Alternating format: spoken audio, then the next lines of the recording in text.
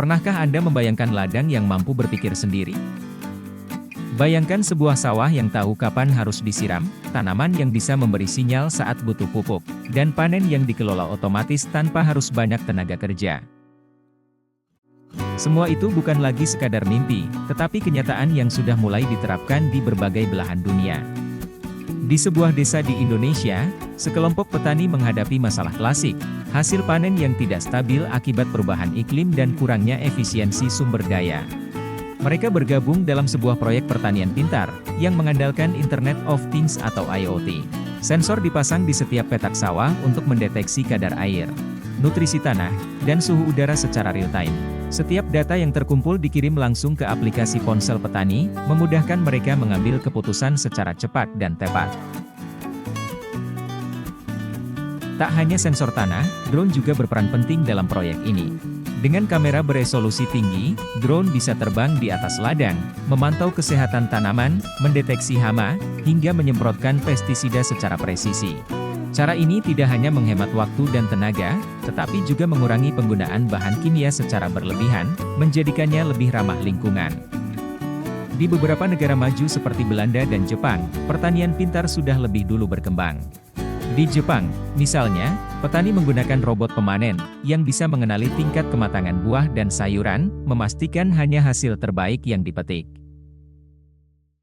Sementara itu, di Belanda, pertanian vertikal berbasis AI, mampu menghasilkan lebih banyak pangan dengan lahan yang lebih kecil, mengurangi ketergantungan pada lahan luas yang semakin terbatas.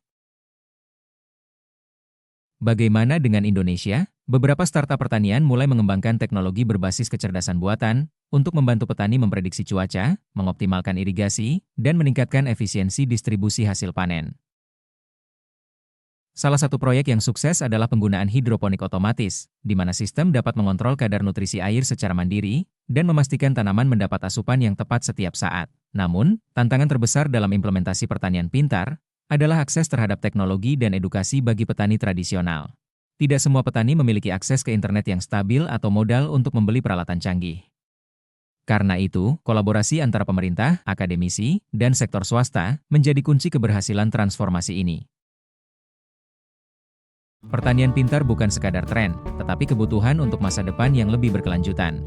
Dengan populasi dunia yang terus bertambah, tantangan ketahanan pangan semakin besar. Teknologi adalah jawaban untuk memastikan setiap orang mendapatkan makanan yang cukup, tanpa merusak lingkungan atau menguras sumber daya secara berlebihan. Jadi, pertanyaannya bukan lagi, apakah pertanian pintar diperlukan? Melainkan, kapan kita akan mulai menerapkannya secara luas? Apakah kita siap untuk terjun dalam revolusi pertanian ini? Atau kita hanya akan menjadi penonton dari perubahan besar yang sedang terjadi? Satu hal yang pasti, masa depan pertanian ada di tangan mereka yang berani berinovasi. Silahkan ketik pendapat Anda di kolom komentar, dan jangan lupa subscribe untuk menemukan informasi dan inspirasi seputar dunia pertanian.